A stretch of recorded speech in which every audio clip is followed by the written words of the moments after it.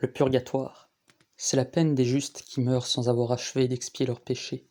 La durée du purgatoire, bien que limitée, semble infinie à l'âme séparée de Dieu et privée de toutes les consolations d'ici-bas. Les apparitions des âmes du purgatoire sont relativement fréquentes et toutes se plaignent des tourments qu'elles endurent et demandent des prières. Il est certain que les peines du purgatoire sont plus terribles que tout ce que l'on pourrait endurer sur la terre.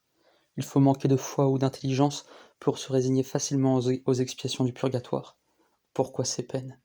Pour nous purifier de tous les péchés dont nous n'aurons pas fait une pénitence suffisante. Beaucoup se rassurent en se disant qu'ils ont accompli les œuvres de pénitence reçues au confessionnal et que cela suffit. Le malheur est que cela ne suffit pas. Pourquoi, demandera-t-on, les prêtres n'imposent-ils pas des pénitences suffisantes pour expier tous les péchés qu'on leur déclare en confession ? Simplement parce qu'elles seraient trouvées trop fortes et que la plupart des gens n'iraient plus à confesse. Autrefois, on donnait aux pécheurs des pénitences suffisantes, mais à cause de la diminution de la foi, il a fallu graduellement adoucir cette rigueur. Sans doute, en vertu de la communion des saints, les pénitences, les prières et les bonnes œuvres des meilleurs profitent aux moins bons, mais suffisent-elles pour les purifier de tous leurs péchés ? C'est fort douteux.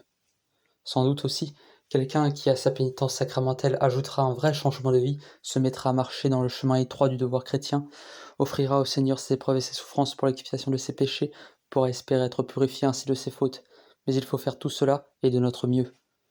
Dans l'Évangile, nous voyons le pauvre Lazare qui avait bien accepté ses souffrances, porté au ciel par les anges immédiatement après sa mort. Il avait fait son purgatoire sur la terre. Nous pensons que de même, les pénitences sacramentelles suffiraient à purifier parfaitement quelqu'un qui accepterait les peines de la vie en expiation de ses fautes. Mais ceux qui font cela sont relativement rares, et c'est pourquoi la plupart des âmes doivent passer par les terribles souffrances du purgatoire. Rappelons-nous que rien de souillé n'entrera au ciel. Pensons aux affirmations de celui qui est la vérité même. Vous rendrez compte au jour du jugement de toute parole inutile que vous aurez dite. Au purgatoire, les âmes souffrent surtout d'une sorte de peine du dent, ou séparation d'avec Dieu. Mais cette peine est temporaire, accompagnée d'espérance. En outre, les âmes du purgatoire endurent des peines intenses comparables au feu, mais on ignore s'il s'agit d'un feu réel, ce qui est certain pour l'enfer. On admet généralement que la souffrance des âmes du purgatoire diminue progressivement jusqu'à leur délivrance. Conclusion, d'une part, soyons persuadés de notre culpabilité. Dieu nous demande tout. Tu aimeras le Seigneur ton Dieu de tout ton cœur, de toute ton âme, de toutes tes forces et de toute ta pensée. Et à quoi employons-nous notre vie ? Est-ce à cela ? Que de choses devrions-nous expier, puisque Jésus nous avertit que nous devrons rendre compte même des paroles inutiles. C'est qu'en effet nous sommes appelés non à un bonheur quelconque, mais à celui de Dieu même. Nous sommes destinés à vivre avec celui qui est la sainteté infinie, l'être infiniment parfait. Cela suffit à nous faire comprendre que la moindre souillure doit être effacée de notre âme avant notre admission au ciel, et cela nous montre en même temps que notre âme est sûrement souillée par beaucoup de péchés auxquels nous n'avons pas pris garde. D'autre part, réjouissons-nous de pouvoir tout expier ici-bas. Rappelons-nous l'étonnante parole de Jésus au bon larron qui avait bien accepté son supplice. Aujourd'hui même tu seras avec moi dans le paradis. Rappelons-nous le pauvre Lazare porté au ciel par les anges aussitôt après sa mort, parce qu'il avait souffert avec patience sa misère et ses infirmités. Nous aussi nous avons le moyen d'échapper au purgatoire. D'abord la vertu divine du sacrement de pénitence, quand on s'en approche avec un vrai repentir de ses fautes et un vrai désir de se corriger, désir qui se reconnaît aux moyens que l'on prend.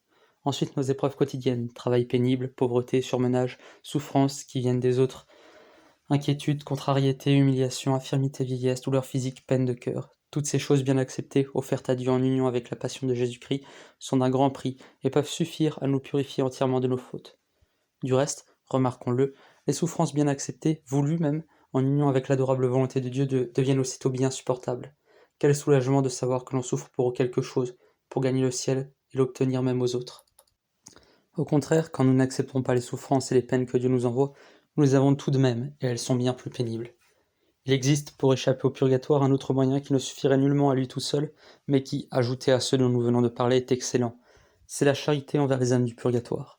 Secourons ces âmes en priant pour elles, en faisant dire des messes ou en assistant à la messe pour elles, en faisant des aumônes pour obtenir leur délivrance.